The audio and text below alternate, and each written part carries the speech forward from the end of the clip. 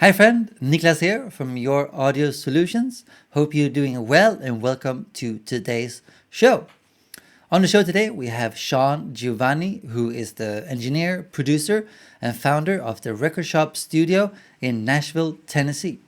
And beyond offering artists the usual recording packages, Sean also helps them build their social media presence to take their career further. Beyond the Record Shop Studio, Sean is also the co-founder of MindMap, which is an online training course designed to help artists make a career out of their art. So I recommend you to check that out. It's in the link in the description below. But it was a pleasure talking to Sean, and I hope you are going to like it too. I'm sure you will. And in this interview, we spoke about how Sean started out in the industry, or he struggled starting out in the industry, but how that led him to his current path and how it was sort of a blessing in disguise, so to speak.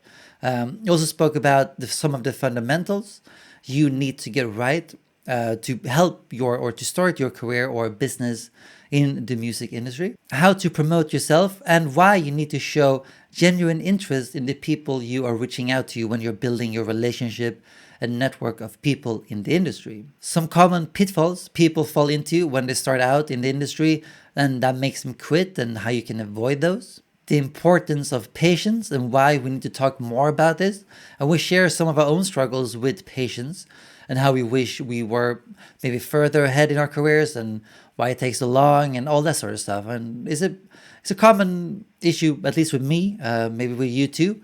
But patience is a really important thing to have in mind when you're building a career in a business. So we spoke a bit about that too.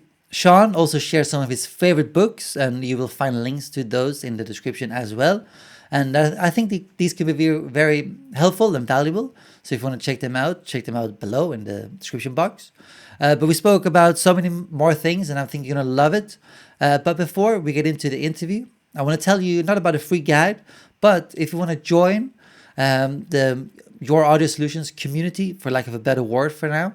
But if you join the email list, I'll let you see interviews before the public gets them, and you will also get a chance to submit questions to up-and-coming guests that will be on the show.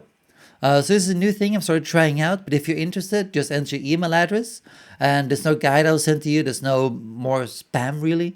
Just opportunities for you to watch interviews before anyone else, and a chance for you to submit questions. So just click the link below and join. But that's it. Now over to Sean.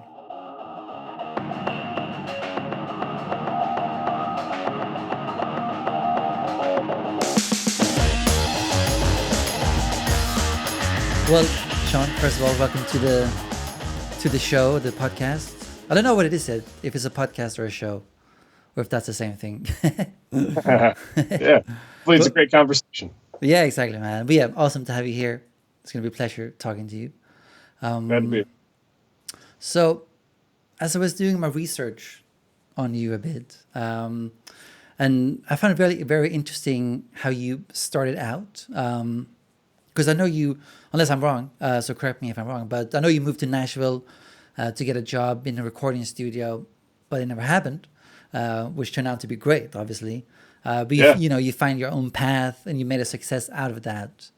So I'm just wondering how those early years were like for you. When do you move there and try to do this thing, but it didn't work out, so to speak?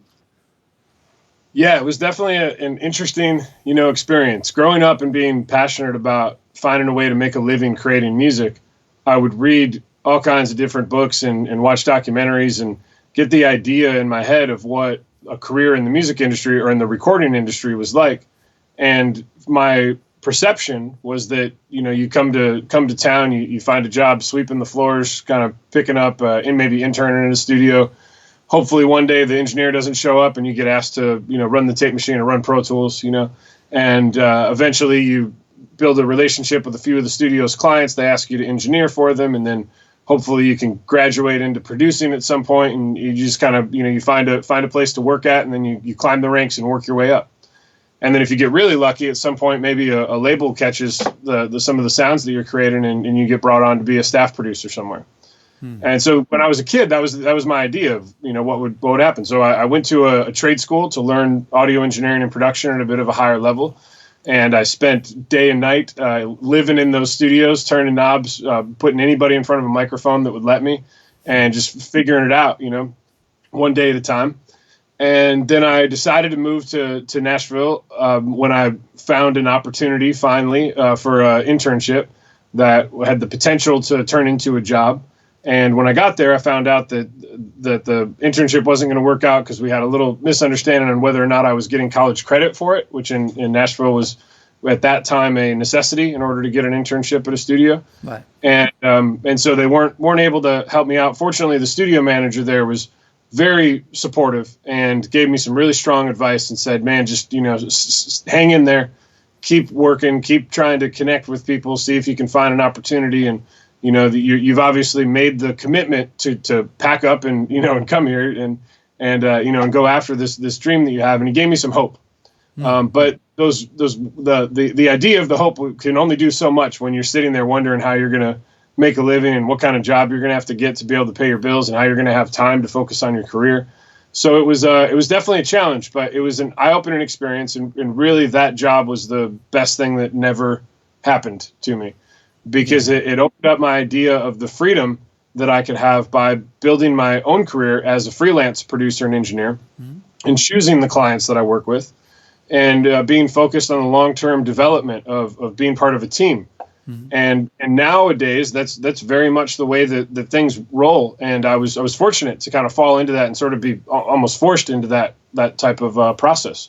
Yeah, so exactly. I set out, start finding my own clients. I set up a little makeshift studio in an apartment on Music Row, which was a great location to say that I had a studio.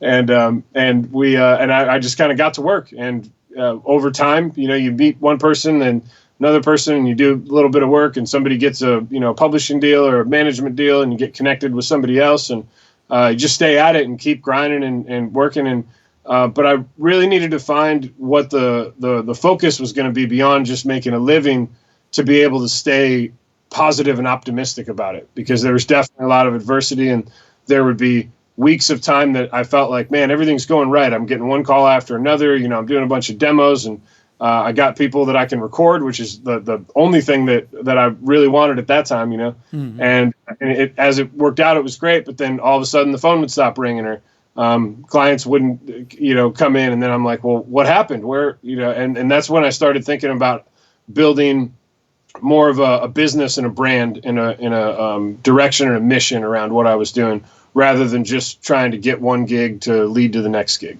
Right.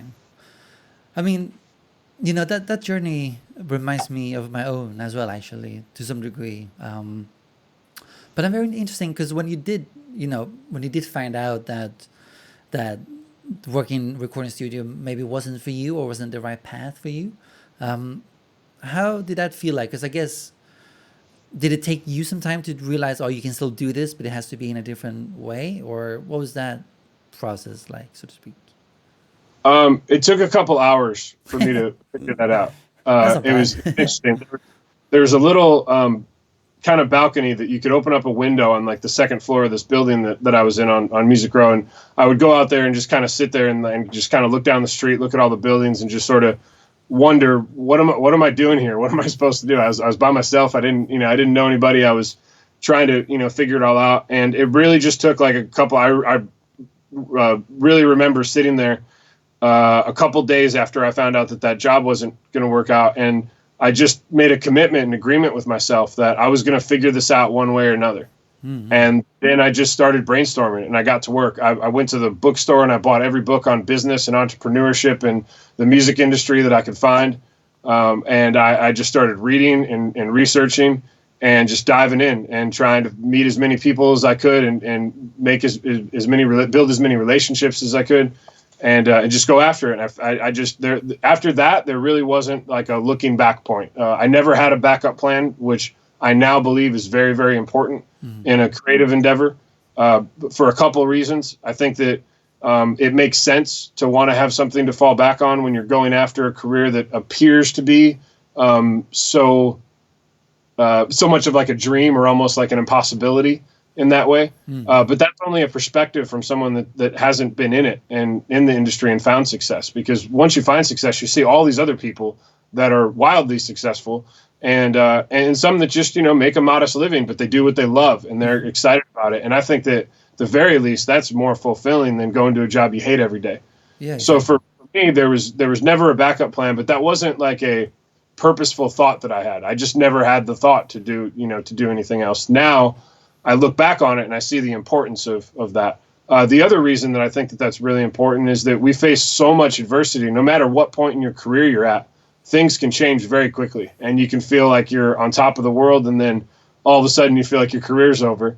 And I've heard this same feeling spoken by so many people, and like some of the most successful people that I look up to that, have had the same sort of, feeling, and I continue to have the feeling myself.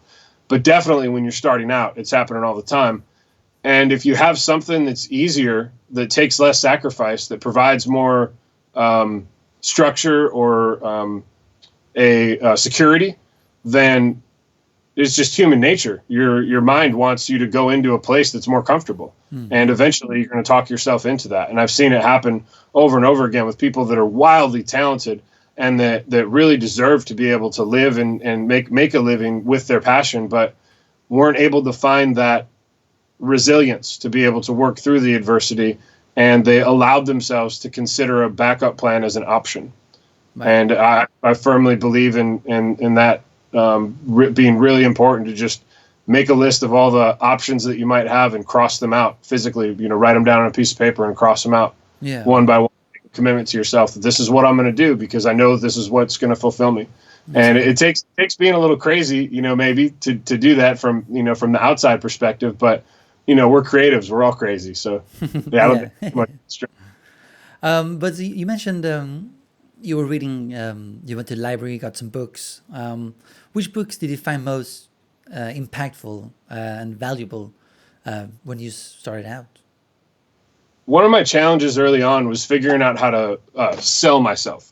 And in a creative industry, the business side of things can be a challenging thing to find a balance with, because you're authentically working with artists, hopefully, that you want to be working with and creating art. And that can be a little uncomfortable to when you start talking about the economics of it. So I wanted to learn how the best salespeople in the world worked, and then figure out how I could take those principles and apply them to a way that was still very authentic and not like a used car salesman trying to convince somebody to, come in and get a deal with you. So there was a particular person, his name's Jeffrey Gitomer, and he's written a bunch of different books there, and they're pretty cool. He's got an incredible idea behind branding. They stick out in the bookshelf, which is why I saw them in the first place. But everyone has a different color, and it's a pretty small book, and it has big font and really like funny like images within it. And he does a great way of making the information compelling, not bland. But the book stood out because they'll have like the little black book of connections and the little red book of selling. Right. And then the book is bright red, and you can see that it's one of his books. So you look through the bookshelf, and once I read one of them, I went and bought every one that he wrote. Right. And I liked his approach. He had some really great ideas, and that was one of the first ones that I really stuck with. Another book that had a huge impact on me early on was written by Napoleon Hill. And it's called Think and Grow Rich. And it can be a little bit of an uncomfortable book for creatives to read because it's very money focused. Right. But it's also money focused in the sense of having a purpose that drives the wealth that you can build. And that really aligned with me because what I wanted to do was make a living through a passion. And I had a very clear purpose, but I didn't have very clear and specific goals. And I didn't have a process or a system yet to be able to figure that out. And he was hired by Rockefeller back in the 1920s, I guess, and he spent a couple decades interviewing the most successful and wealthy business people in the world. And he took all of the information that he learned and compiled it into a system of what do all these very successful people that have been able to overcome like the Great Depression and continue to succeed and excel in their business, what are the things that they have in common? And then he created a set of principles and a process for finding your purpose, setting your goals, and then figuring out a way to have consistent implementation that will help you work towards them. So that's a book that I read. I'm reading it again right now. I read it every couple of years, and every time I read it, I've learned something new about it. Cool. Yeah, I'm going to leave a link to it below so people can check it out. Because it's a book I've seen, but I never read it actually. But I've heard good things about it. So I will check it out Absolutely. myself. Another book that I read recently that I wish that I would have had back then is a book called The Richest Man in Babylon. And it's a really creative book that takes the story of Babylon, which was an ancient city that was the first civilization that started looking at investments and assets as part of building wealth. And so there's a lot of really great stories about how to deal with finances, which is something that a lot of us as creatives might have a little bit of trouble with, because we want a shiny new guitar, and I want a new compressor or a new microphone. And it can be easy to just kind of invest in those things. We're also very experience driven people for the most part. When you have a creative mind, you want to experience new things, and experiences cost money, and it can be pretty easy to let your spending get a little out of hand. I was fortunate to have parents and grandparents that raised me to every time my grandpa would give me a gift, give me $5 when I was a kid, and he would always say, "Don't spend it all in one place, and make sure you save a little bit of that." And I didn't think much of it then. I just thought it was a goofy thing my grandpa said, but it makes a whole lot of sense. And so the idea behind that book is to always take a portion of your income and tax yourself, and then put that into a savings account, and then invest it into something that will make you money, either in a passive way or through an investment that will help you become more profitable. So the way that I started to build my studio was I found a part-time job that would allow me to pay my rent and bills, and buy enough food to keep my body energized. And outside of that, I saved everything else that I made, and I started to slowly invest it into one piece of gear at a time. And once I was able to do that, and do it consistently, then that was a few years later was the first time that I took out a larger loan to be able to have a larger expansion. But I only did that after I knew that I needed that in order to kind of get my studio to the next level. And I didn't start with being in debt. I started by buying a microphone, and then with the money that I had saved up, and then saving some more money, and then buying a preamp, and then buying a nicer converter. And just building, kind of one step at a time. And then once I saw that I could do that, and I had a good balance with how my income and my savings and my investments in my business, were working, then I made the decision to dive into, to a bigger investment. But I think the thing that I learned a lot from that was just trying to avoid being in debt, but also understand that rather than saying, I just can't afford that, asking myself, how can I afford that? What do I need to do to be able to afford that? And I find that thought process has helped a lot of creatives that I've worked with start to rethink their finances, their investment, and help them grow their careers and their business in a much quicker pace. When we start to try to, and as creatives, we're problem solvers. We're always thinking about creative ways to approach things. So it's not too much of a stretch. It's just that the money conversation doesn't always feel super comfortable when we're talking about art. Yeah, I mean that reminds me of something I read from Tony Robbins. Maybe you read the same book. It was the power of questions or something like that. Your life is defined by the quality of your questions. So rather than saying, "Why can't I afford a microphone?" you can say, "How can I afford it?" Like you just said, and that sets you up for a different path essentially, which is kind of cool when you think about it. Absolutely. And I know you also, you help artists and engineers make a sustainable business around their art. That's one of your things you do. But obviously that's a huge topic. But I think it would be cool if we could maybe talk about some of the essential things people need to get right before you move on to the bigger stuff. And so what would you say are the first few things people should define and figure out before they take the leap into a particular idea of business, so to speak? That could be a studio or whatever. The first big lesson that I learned in that was the importance of defining what your specialty is. Mm-hmm. When I moved to town, I was just hungry and I was willing to do anything. And I was really bummed out when I didn't get a lot of excitement when I would tell people that. I know in my heart, I will do whatever you need me to do. If I need to go do your laundry, if that means that I'm going to be able to hang out in your studio, I will do it. And I was just, but I thought that was unique. That wasn't really unique. There's thousands of people that move to Nashville every month that are willing to do the same thing. Mm-hmm. But that's not necessarily the most helpful thing for someone that has a business that they need to run. Eventually I learned that I needed to specify what it was that I could bring of value to someone's situation. And I learned that kind of by accident a little bit. Up until then, all of the kind of inquiries that I had done to find either assisting jobs or find a job at a studio or an internship basically led with, I'm a really hardworking person. I'm committed to building a career in the industry, and I'm looking for help and guidance, and I'm just wondering if there's any opportunities where I could come in and help. And I thought that was a unique way, because I figured most people were just saying, do you have a job for me? Mm-hmm. And I wanted to be of service, first. But that really wasn't unique enough. And I learned that I didn't recognize it right away. My first thought was, well, why are these people getting back to me? What, they don't care about, the next generation of people, and I kind of took it as a negative thing. Hmm.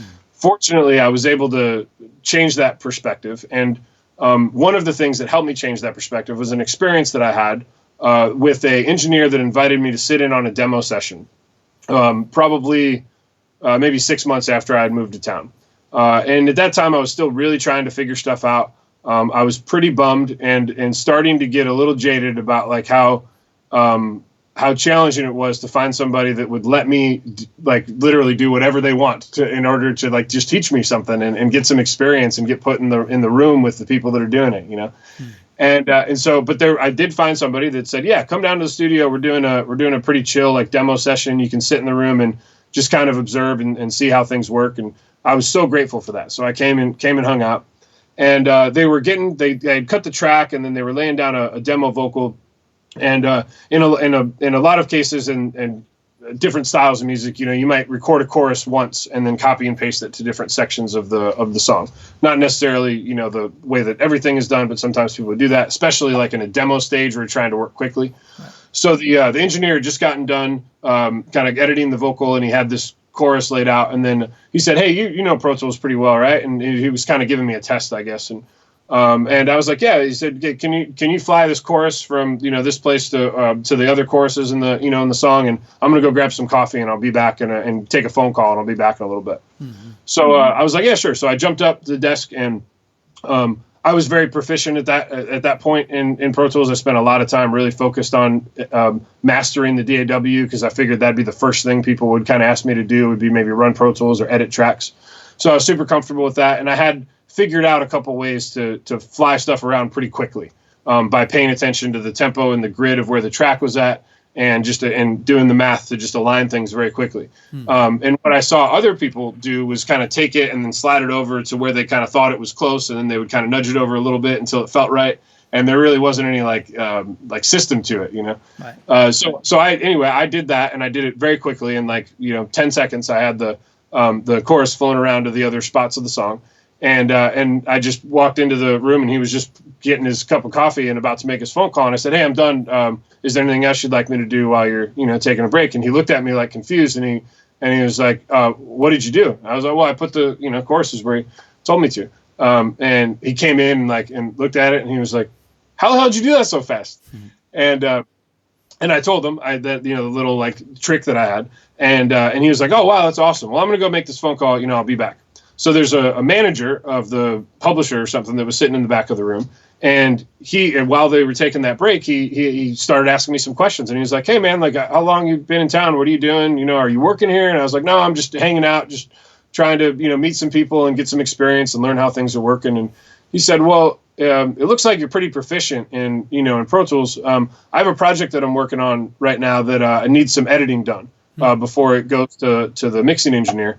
And the guy that we had doing it is out of town for a few days. I got to drive in my car. Could I drop it off to you or something? Or do you have a place that you work out of? And I said, yeah, I got an apartment just down the road. I got a little studio set up in there. We could go over after the session. I'll knock it out for you. Cool. And he goes, great, sure. So, and so I ended up doing that. And the project ended up being for a blues rock artist named Jimmy Hall. And that was my first like major credit that I had with with a pretty legendary artist. And it took a minute for that to all register with me. I just saw it like, oh, this is a good like chance, opportunity that just sort of like popped up just because I happened to be in the right place at the right time. But what I learned was that I needed to start focusing on the things that I was really strong at that set me apart from other people. Right. So then I totally changed my messaging and how I talked to people when I shared what my interests were and what I was looking for. And I started to focus on the fact that I was very proficient in Pro Tools.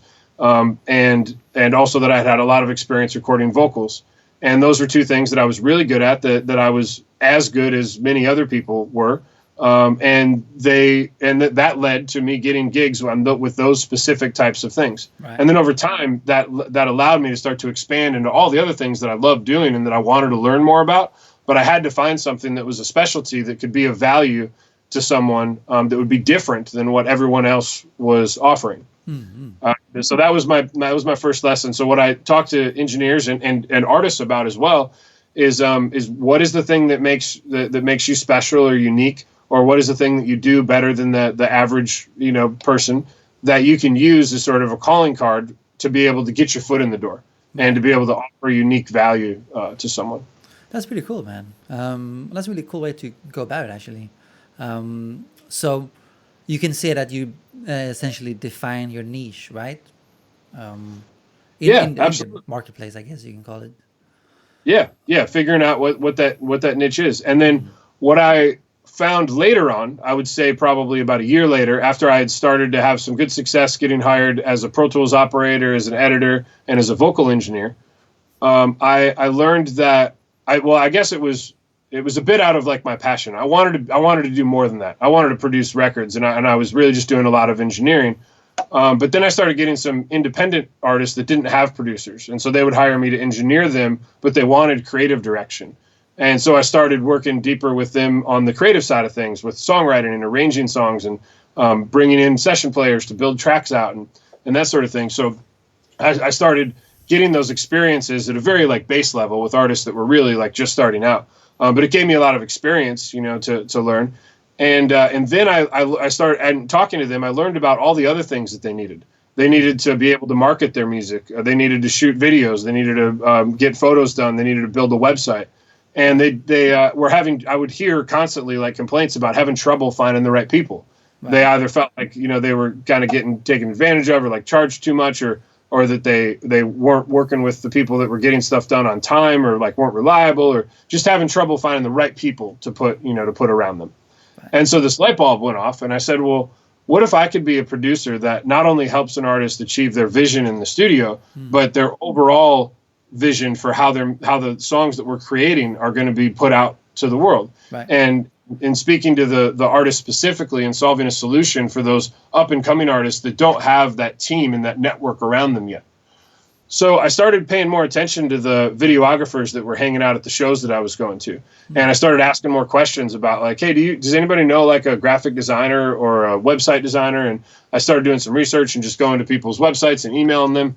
Right. And I came up with this idea of creating a network of people that were all experts in those individual fields, and me be able to be someone that could bring work to them with artists that I was working with already, and then go to the artist and say, hey, I have this really great team or these different people that specialize in these different things. If you're going for this type of like video look, I can hook you up with this guy. He does really great work. And then I can help you kind of bridge the gap of communication. I could kind of represent you in a way like a manager might, to be able to help negotiate the deal and make sure that all the terms make sense and that the deliverables are going to be right and all the things that artists don't want to deal with and are sometimes kind of hesitant to ask for early on in their careers. Mm-hmm. So that's what really birthed the idea of the Record Shop as being a multimedia production company.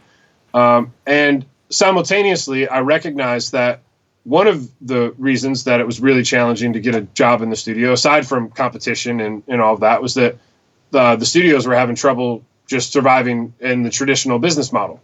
So if I wanted to be a producer that also had a facility, I wasn't really interested in running a recording studio, because that business model seemed to be unless you're already established and you have a legendary room that is, that's there, it seemed to be a little bit of a undertaking where, people say, like, if you want to make $1 million, then build get an investment of 2 million and then spend $1 million on a studio.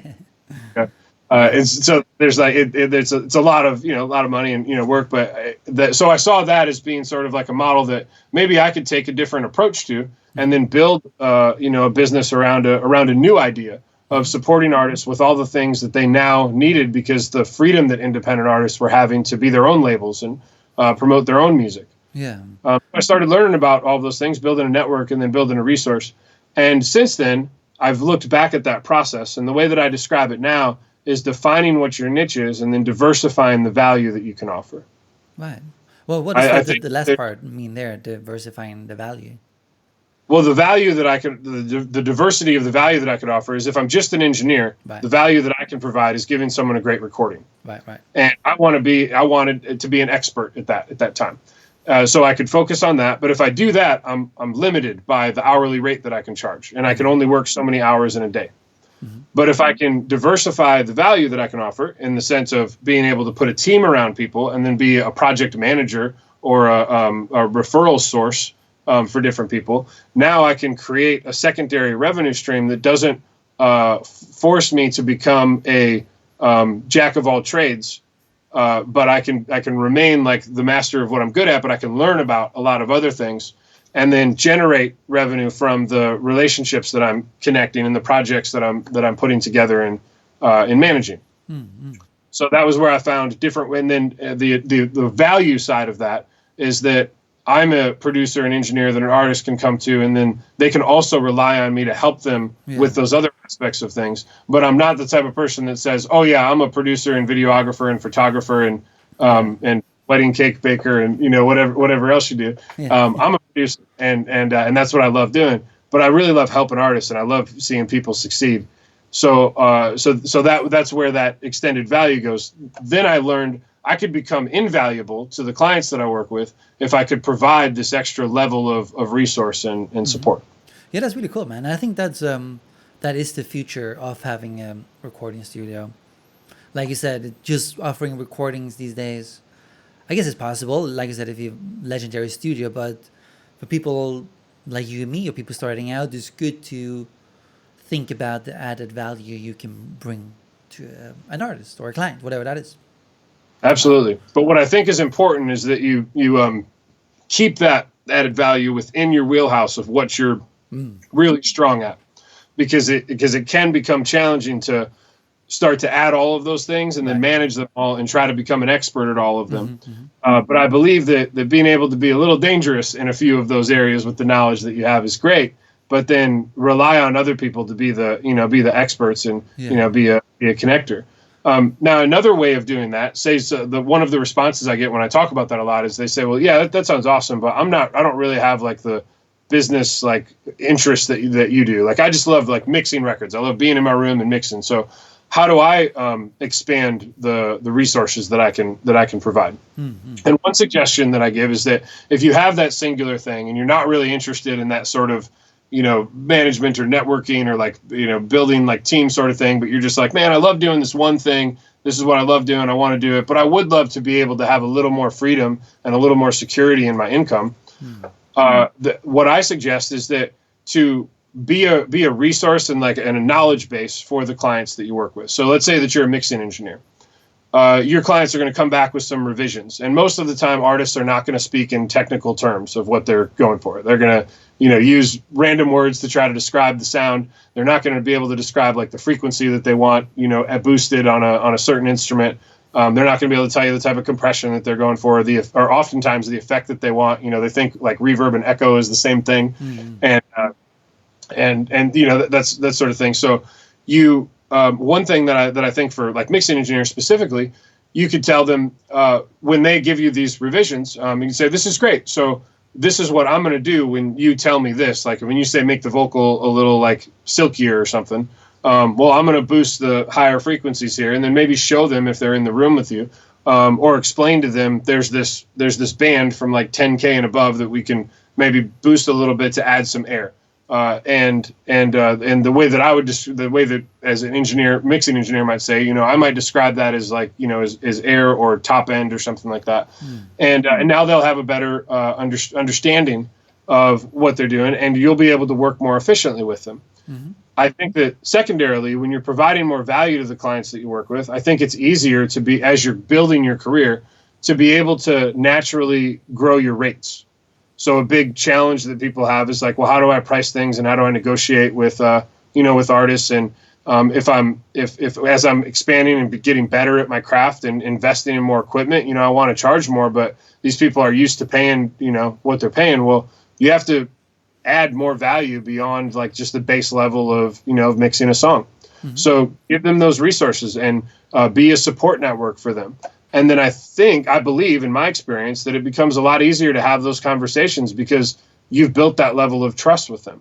It also guarantees, or doesn't guarantee, but it also makes it much more possible that client is going to become a long-term client, and then their long-term client value is going to go up if you provide more support to them. Yeah, if you just do the job that you're asked to do, and then you give them a little flack if they ask for too many revisions, or you kind of reply a little maybe like rudely or ego driven when they don't say something the way that you would say it, and say, well, that's not how you do that. This is how you do that. I went to school for this, we're very proud about the things that we learn, but we can't treat people that don't have that information, that way. So when you do those things, you basically, you have a client maybe one or two times, and eventually they're going to want a different experience and a different vibe and relationship. Exactly. But if you provide that level of support, then you're building a support network and relationship with them that can last like the extent of their career. If you make that really strong connection. Yeah. So that can be a way to diversify your value without maybe diversifying your service offerings necessarily. Right. Yeah, that's a great point, man. Really good. That's something I never thought about, actually.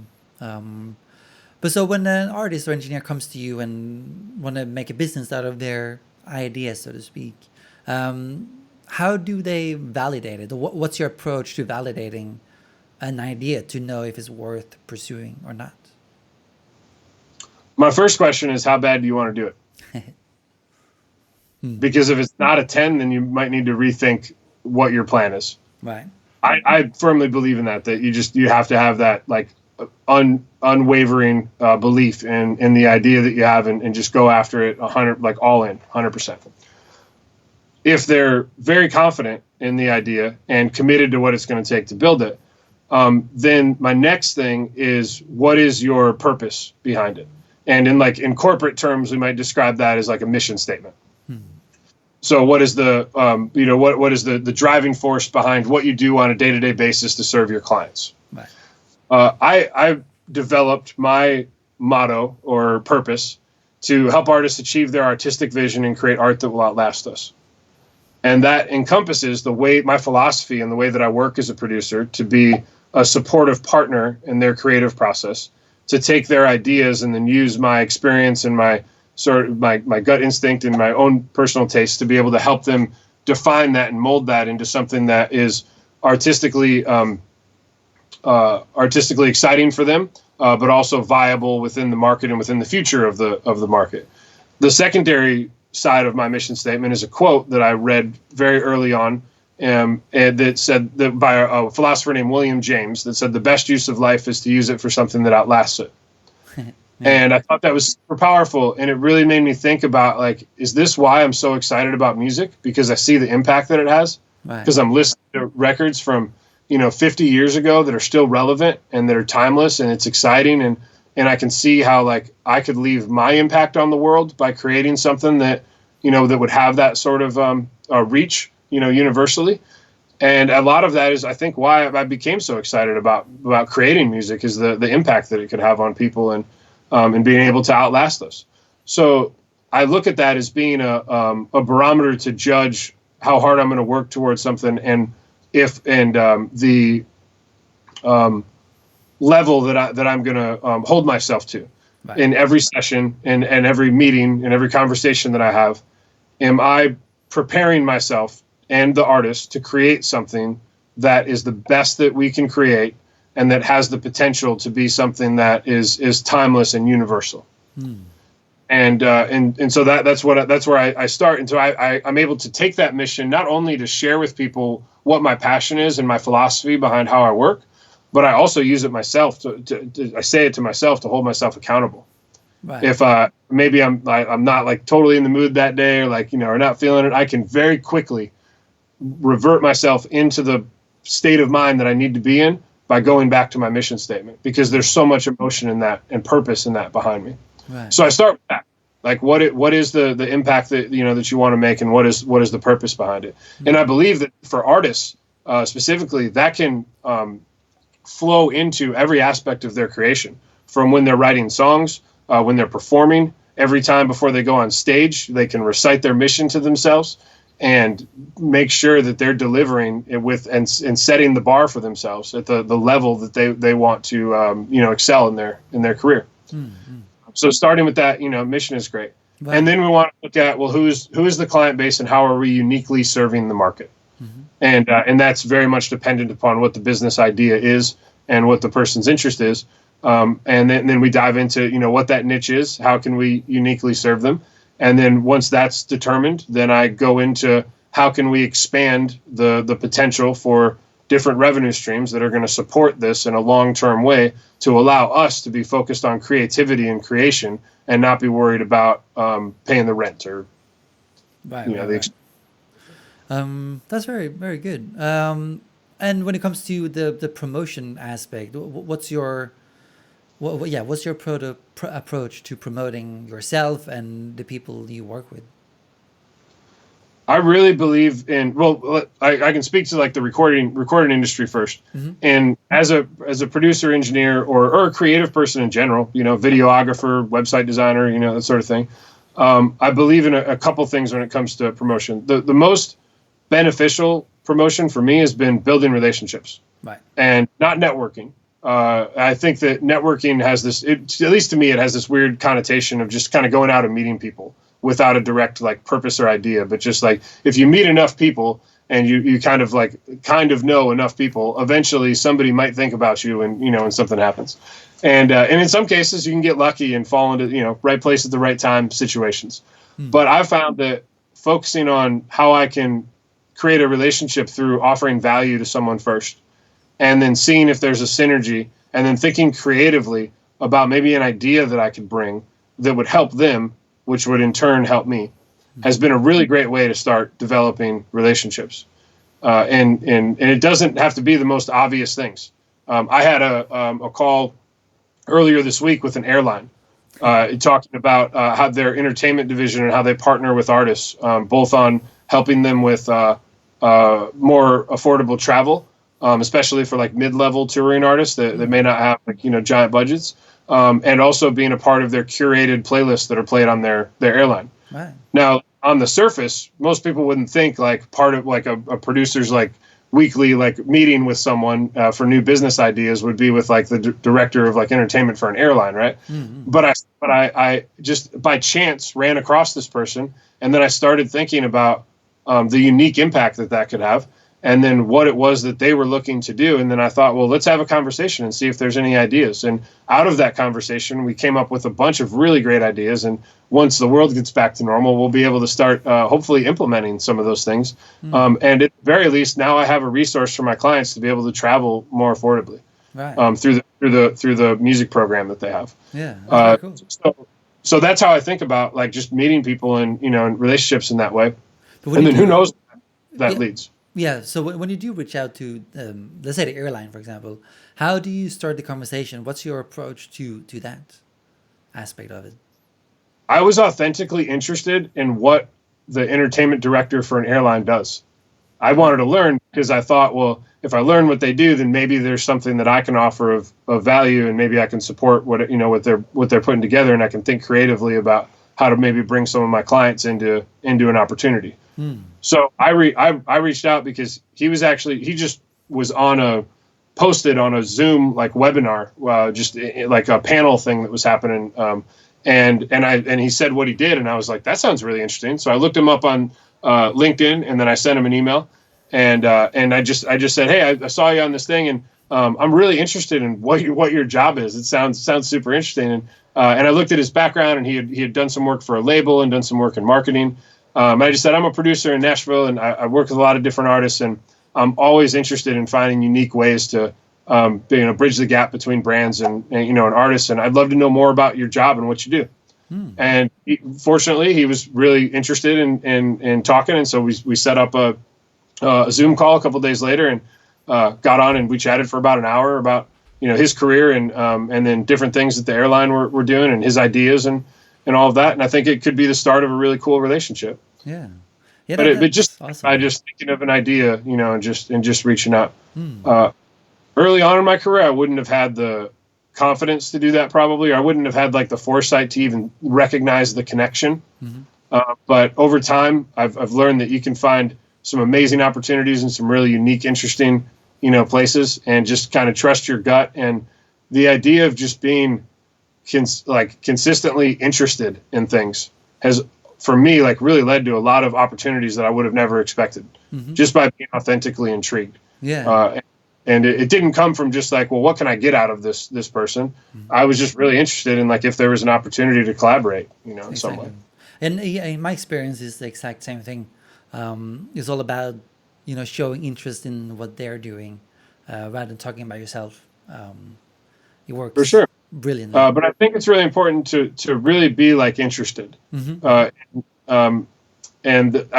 I have experienced that there's some people that give off the idea that they're interested, but then you learn after a couple conversations that they're really just interested in like seeing if there was a way that like you could bring them business or like you could help them or something like that, as opposed to like interested in a collaboration or interested in a way that we could help each other, in that way.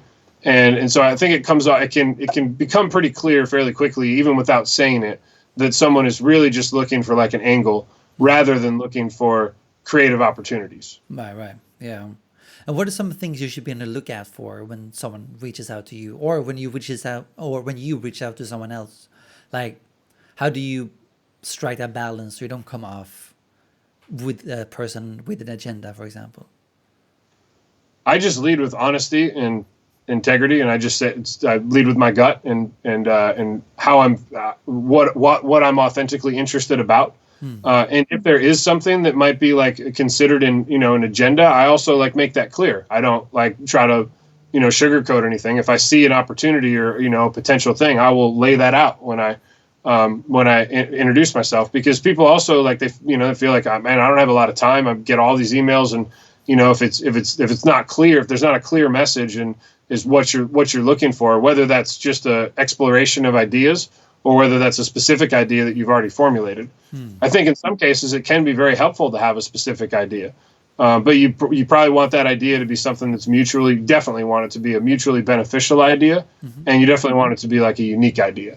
Yeah. And not just because you thought of it unique, but like being honest with yourself and saying, is this a unique approach, to something.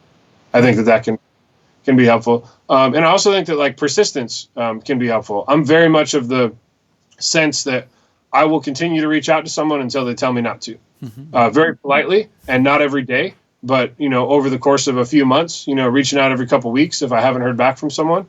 And I have yet to have someone reply back to me and just say, well, you just stop messaging me, They will reply back and very politely say, thanks to your message, I just don't have time right now, or I'm not interested, or something like that.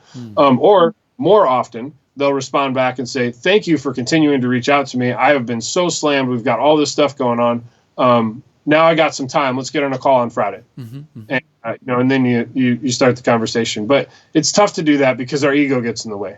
We get really concerned about what other people are going to think about us. We get concerned about bothering someone.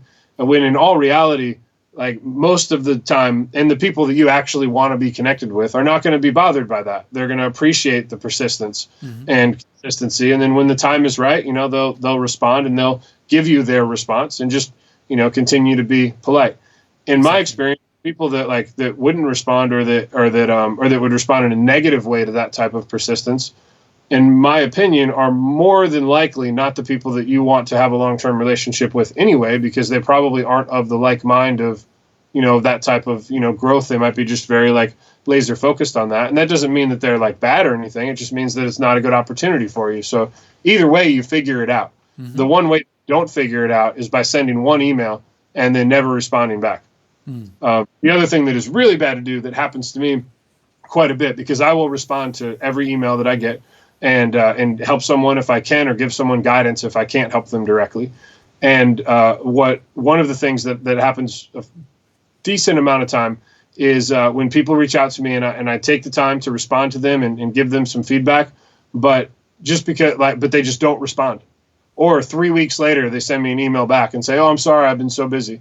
And that can be, for some people, I try to really not take things personally, and I just say, well, this probably isn't a good, fit. But for many people, that's a pretty like big slap in the face, for someone that like took the time to respond back to you, and then you kind of got back to them whenever you felt like it, or you forgot about it, or you weren't focused on it enough, to respond. So that's one thing that I would definitely recommend if you're doing that. If you're messaging people and trying to connect, keep an eye on your whatever messaging platform you're using. Keep an eye on your email, and make sure that you're prompt in your responses back to them, and grateful, for the time that they would take as well.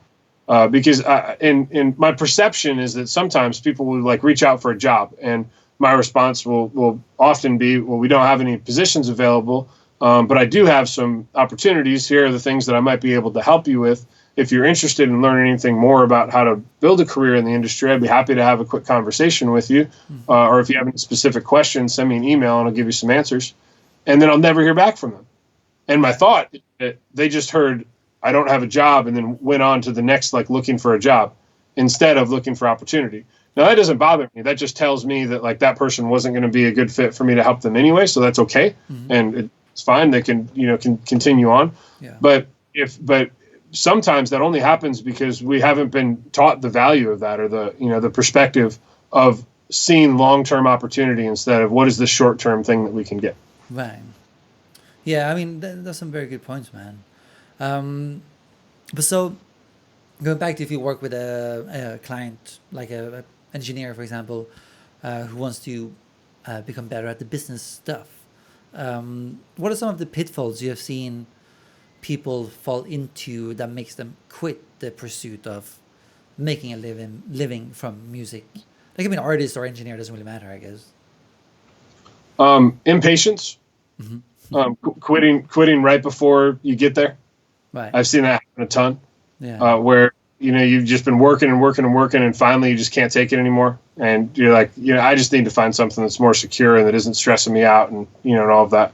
Yeah. And I think that comes from lack of defining a purpose and lack of the commitment, to yourself, and the lack of cutting out your backup plans, but giving yourself the option, or like an out, to, if this gets too hard, I'll just go find something else to do. So I think, I mean, that happens a lot, but it's not just the idea of like quitting. Like if you decide that it's not for you, it's not for you. That's fine. But there's a lot of people that if they just pushed a little bit harder and just had a little bit more faith and perseverance, that they were right on the brink of things really taking off and, and coming together. And I've seen that happen several times in my career with people that I believe would have been wildly successful, that through either fear of failure or fear of actually accomplishing what they set out to accomplish, they get overwhelmed, they shut down, and they sort of retreat. Yeah. I mean, the patience thing is very good that you brought it up, because not many people talk about it. I think because there's so many videos, I guess, and guides and courses how to do this in a month, for example, but usually takes longer than what people think, right? I know I've been there many times where my patience has felt has run out. I just want to quit. Fortunately, I never quit because there's nothing else for me to do, like we spoke about in the beginning. Absolutely. But it's an important part of making it, whatever that means to you. But yeah, it's an important thing to talk about, I think. Yeah, definitely. And I struggle with that as well. Like I still do. I feel like when I look back at my career, I've accomplished so many things that I set out to that I thought were like the final milestone Yeah. of things. Like once I get there, I'll feel like I've made it, Mm-hmm. And as creatives, we're always on a search, for the next thing. And I've had to, I find myself consistently having trouble with patience when it comes to growth, Yeah. and Yeah. I've had to learn to give myself some perspective with that, Mm-hmm. and look back at those things, and that I have gotten to the sort of milestones, and say, man, you were able to to get there, but I still haven't. Just something inside me won't allow me to like stay settled, within it. Mm-hmm. But recently there was a book that I was introduced to by a couple of my friends, songwriters Claude Kelly and Chuck Harmony, and they have a really great creative company here in Nashville called the Weirdo Workshop. Look those guys up and look up the Weirdo Workshop. They're some of the most prolific pop writers in the world, Wow. and their company is amazing, and the art that they're creating now is outstanding. Wow. They wanted to create a community in town of like-minded people, and so they created something called Tiny Book Club, where we read a book under 200 pages, and then we gather together and talk about it. And usually that book has something to do with positivity or self-development or empowerment or that kind of thing. And there's a book called For Everyone by Jason Reynolds that they introduced me to. And that book really put the idea of like patience and the understanding of living in the moment in a really strong perspective. Wow. So that people will say, well, how do I get over that pitfall when things aren't happening the way that I want? Or like, I can only keep going after this and hear no so many times before just the human spirit isn't going to be able to keep going at it. Mm-hmm. I think that it's all about perspective. Mm-hmm. Rather than being upset about not getting to that place yet or feeling like you haven't made it, understand that you've made it by just the pursuit of the journey in the first place. And then appreciate the fact that you're able to spend the time that you have on earth going after something that you're so passionate and purposeful about. And that in itself, if you can look at the beauty of that experience and how much fulfillment you get out of being on stage or sitting in a studio and working with an artist or taking a picture or filming a video, whatever the creative endeavor is that you have, when you look at the fulfillment you get in that moment, like how great that feels, why would you ever want to leave that? Yeah, exactly. It only stops feeling good when we get down on ourselves about what we haven't accomplished, and when we set these these parameters for timelines for things that don't happen fast enough, and then we say, well, I guess it's just probably not going to happen. When in reality, it already happened. It happened the day that you fell in love with the art the creative endeavor, the skill, or the creation of music that you pursue. Mm-hmm.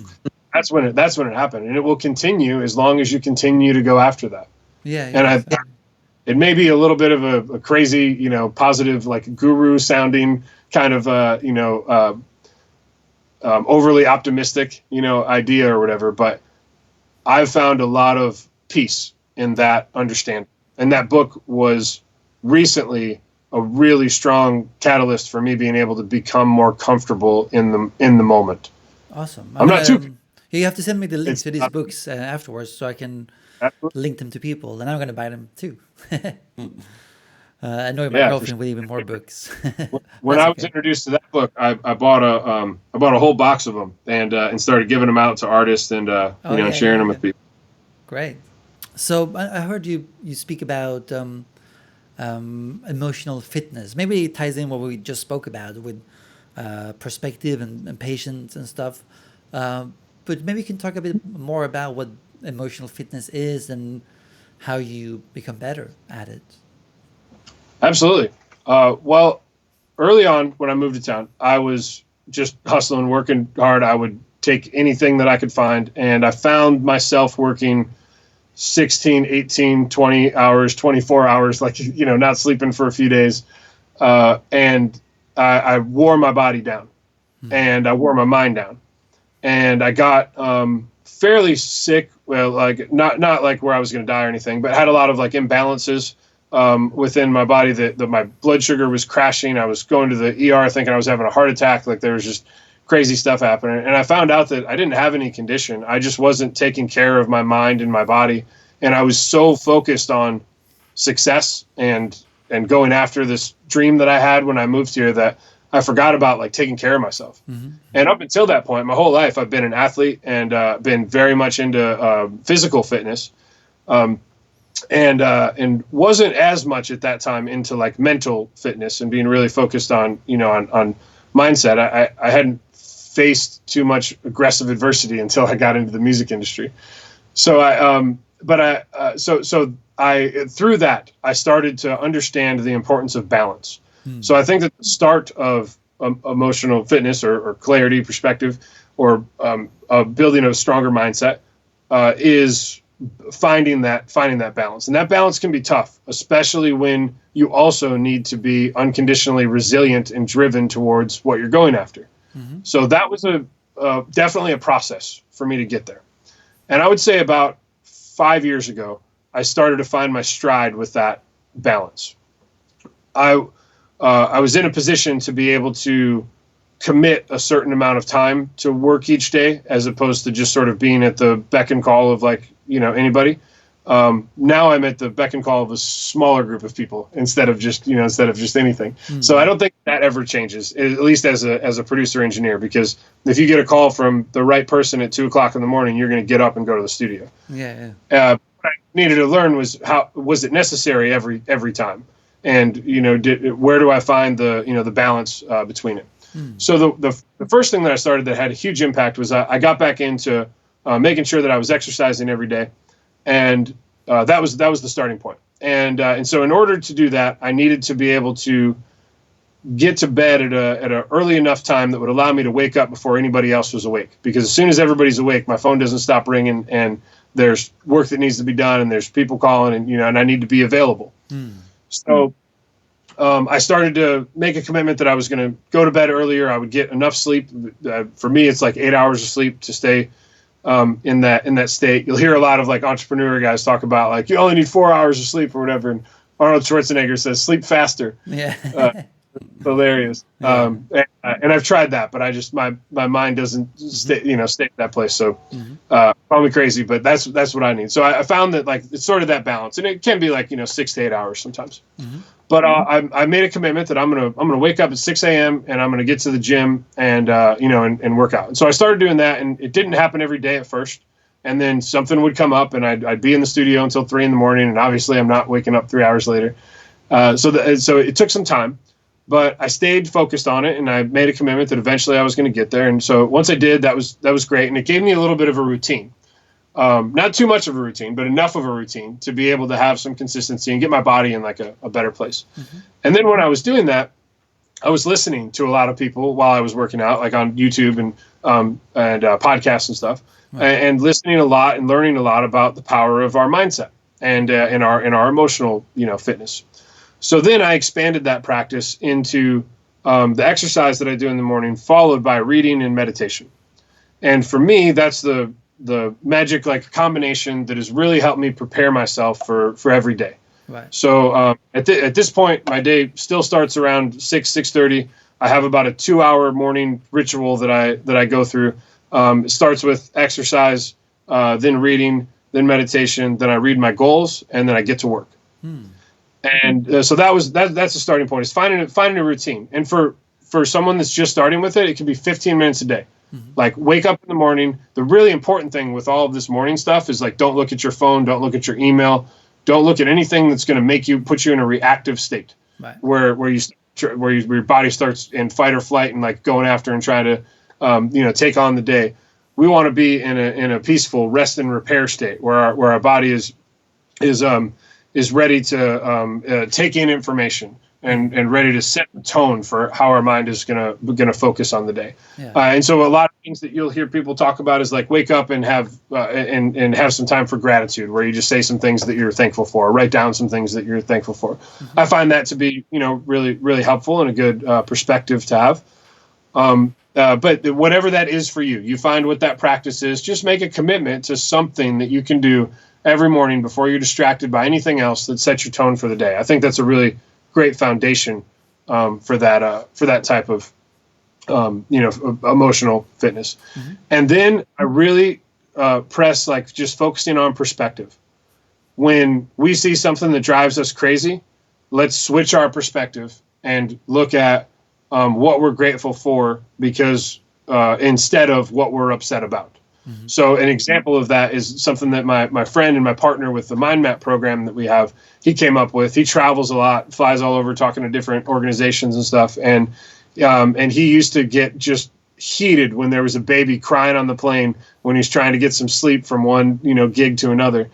And he started to get into this mindset practice, and he's flipped his perspective. So instead of saying, I hate that stupid crying baby on the plane, said, I'm grateful for the crying baby on the plane because it reminds me that I have the ability to hear.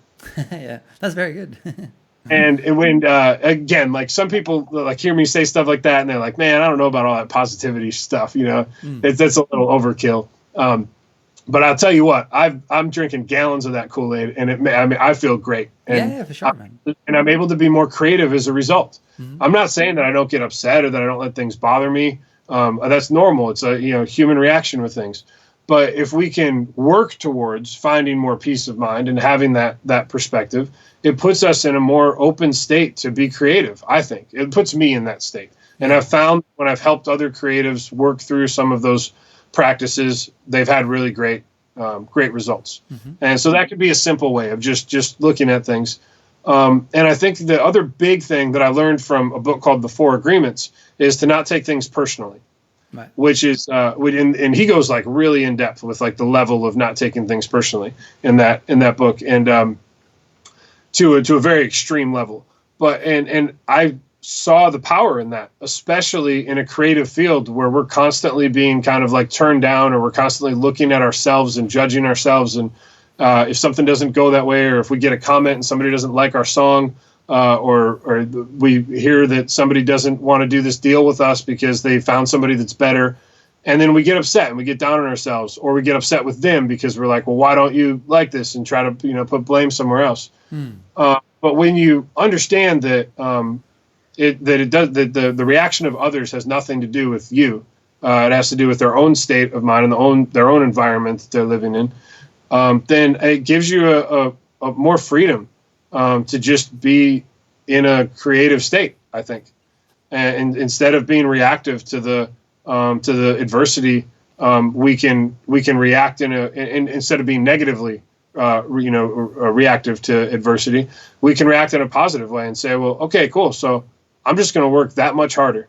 So that way there is no way that someone could tell me no. And then if they do, again, then you just keep going after it, and you say, well, maybe that person, isn't for me, but that's okay. Because there's somebody out there that is. So I'm going to continue on this path and keep going after it. So I think that our emotional fitness can really be supported by that idea of not taking things personally, especially when there's so many things that we can take personally very easily, as creative people. Yeah, that's very well said, man. And it reminds me of a bit. I'm sure you know Joe Rogan's podcast. He's getting a lot of press right now. I said he's getting a lot of press. But he used to have this guy. Wild motion. Yeah. We used to have this guy, Jordan Peterson, on there. Maybe you're familiar with him. No. Right. They were talking a lot about don't compare yourself to others. And he sort of resembles what you just talked about. Like, if someone goes to another person because they're better or whatever, cheaper, could be anything.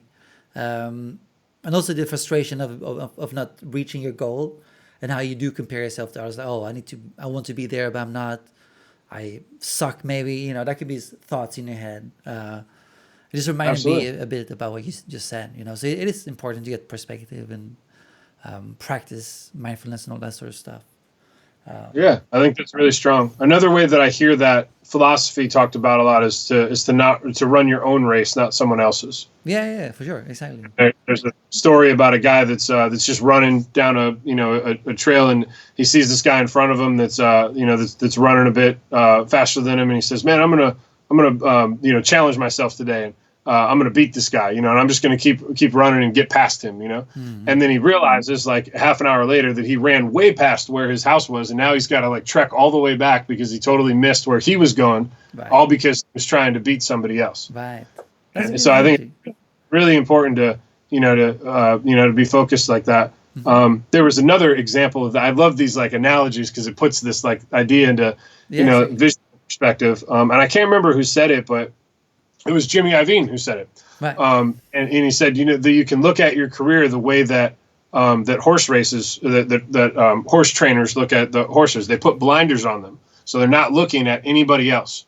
They're only focused on their own path, and that's how they can win. If they were looking at the other horses, they'd trip over something, they'd get focused or distracted. They have the blinders on, so they can be laser focused on what their goals are and their direction, and not be worried about their surroundings. Mm-hmm. Yeah, that's awesome. I love those analogies as well. They're good.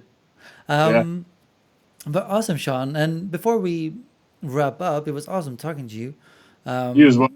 Could you let the listeners know where they can find more info about you and the MindMap thing and the studio stuff? Absolutely. Yeah. Well, our studio's on Instagram at the Record Shop Studios. Mm-hmm. Love to have you come and hang with us there, and love to see what you guys are working on too. You can check out our website at therecordshopnashville.com.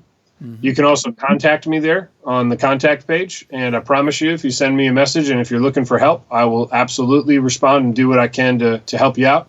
I know how challenging that was early on in my career to stare at my inbox with no one responding, and I have made a commitment to myself to never let anyone else feel that way. So even if I will always respond, and I will give you something, whether I can help you or whether I can give you some guidance or direct you in the right place. If you're looking for support, I want to support people that are passionate about making a living with their passion and following their gift. Awesome. If you are interested in finding the intersection between your art and business and figuring out how can I balance that in a way that feels natural, that can help me build my brand, whether you are an artist or a producer, engineer, graphic designer, videographer, any creative type of profession, you can go to mindmaptribe.com. And we have a course there that I think is really, really cool. That is a culmination of all the things that I've learned through my career that are at the foundation of what I was able to build my business and my purpose around, which has led to a lot of freedom in my life. The reason that we created that course is because there's so much great information out there about how to mix a song better, how to get more plays on Spotify, how to get more followers on social media. And I think all of those things are incredible. But there's not a lot of support for creatives on how to build the foundational principles that you can use to be successful at each of those things. Mm-hmm. Mm-hmm. If you have all the knowledge, but you don't know how to implement that knowledge consistently and with purpose, the knowledge isn't as valuable. And so we wanted to create something that would help artists become more efficient with all of those other things, and have something that no one else is really talking about and focused on, that I think is wildly important. So that's why we created that, and it's at mindmaptribe.com. Awesome. I'll leave a link to all of those below so people can check it out. But awesome, Sean. Thanks for coming out. It was a pleasure. My pleasure. Great chatting with you as well. Awesome. Thanks, Sean, for coming on. It was a pleasure talking to you, and I hope you, the listener, enjoyed it as well. Again, all the links are in the description box below. So if you're interested in the books, check them out. Check out MindMap. Check out the record shop, especially if you're in Nashville. It's a killer studio. And also, don't forget to join the Your Audio Solutions community. Get interviews before anyone else and a chance to submit questions. But that's it for this week. I hope I see you guys next week again for another show. It was a pleasure talking to you, and have a good week, and see you soon.